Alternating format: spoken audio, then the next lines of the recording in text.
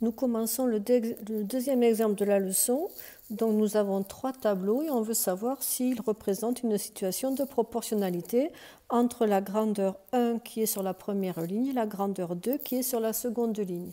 Donc pour cela, on veut regarder, on doit chercher s'il y a un coefficient qui permette de passer de la première ligne à la deuxième ligne en multipliant.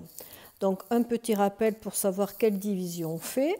Nous avons un nombre qui est 1,4.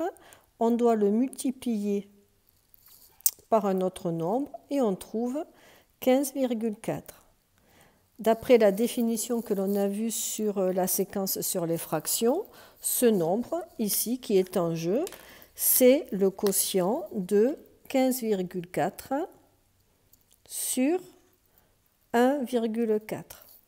Donc on va faire le quotient des nombres de la seconde ligne par les nombres de la première ligne.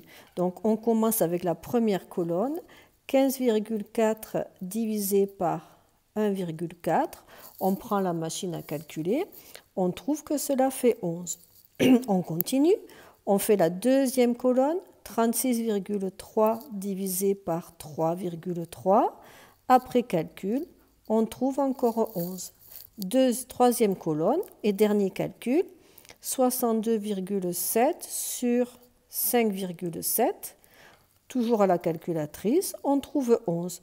Conclusion, il existe bien un coefficient qui permet de passer par une multiplication des grandeurs, des nombres de la première grandeur qui sont sur la première ligne à ceux de la deuxième grandeur qui sont sur la deuxième ligne en multipliant par 11. Conclusion, il y a proportionnalité. Il y a proportionnalité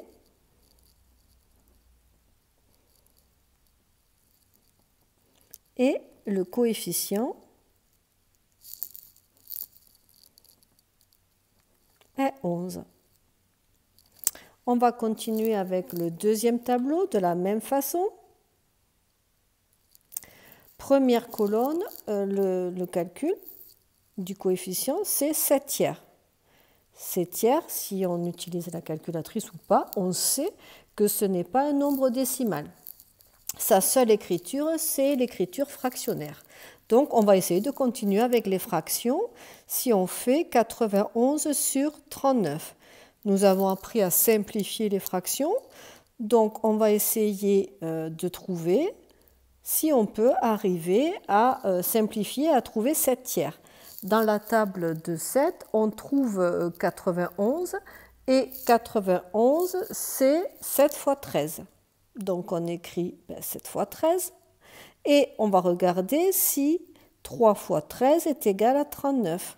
3 fois 3, 9, 3 fois 1, 3, donc ça marche. Conclusion, on peut simplifier par 13 et le résultat c'est 7 tiers.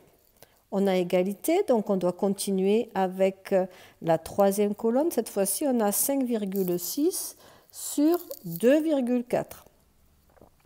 On va peut-être se ramener à une fraction en multipliant par 10 le numérateur et le dénominateur, ce qui fait 56 sur 24. Maintenant, est-ce que 56 est dans la table de 7? Oui, ça fait 7 fois 8. 24 est-il dans la table de 3?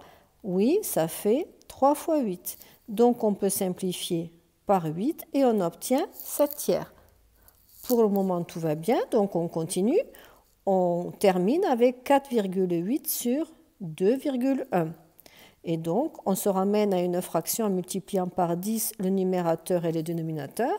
Et maintenant, on va regarder si 48 est dans la table de 7 et 21 dans la table de 3. Alors, dans la table de 3, ça marche. C'est très bien, ça fait 3 fois 7. Donc, on a 3. Mais dans la table de 7, il n'y a pas 48. Conclusion, ce nombre-là est différent de 7 tiers. Et en conclusion, il n'y a pas proportionnalité.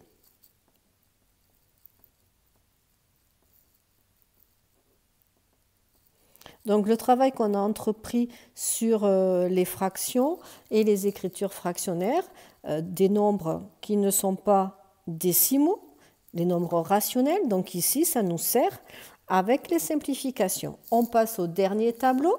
Bon, on va recommencer, hein. On cherche un coefficient, donc on va calculer 3/8.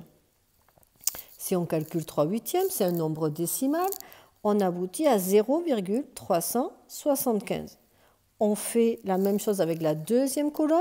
Cette fois-ci, on fait 8/20. 8/20, ça fait 0,4.